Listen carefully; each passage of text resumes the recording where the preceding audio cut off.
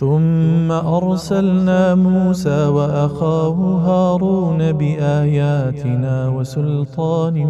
مبين إلى فرعون وملئه فاستكبروا وكانوا قوما عالين فقالوا أنؤمن لبشرين مثلنا وقومهما لنا عابدون فكذبوهما فكانوا من المهلكين ولقد آتينا موسى الكتاب لعلهم يهتدون وجعلنا ابن مريم وأمه آية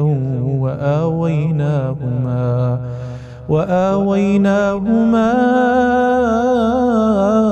إلى ربوة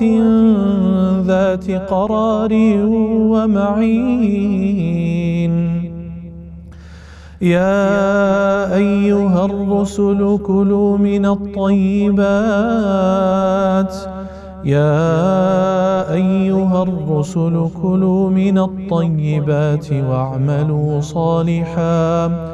واعملوا صالحا إني بما تعملون عليم وإن هذه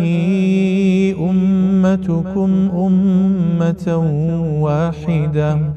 وأنا ربكم فاتقون فتقطعوا أمرهم بينهم زبرا كل حزب بما لديهم فرحون فذرهم في غمرتهم حتى حين أيحسبون أن ما نمدهم به من مال وبنين نسارع لهم في الخيرات بل لا يشعرون إن الذين هم من خشية ربهم مشفقون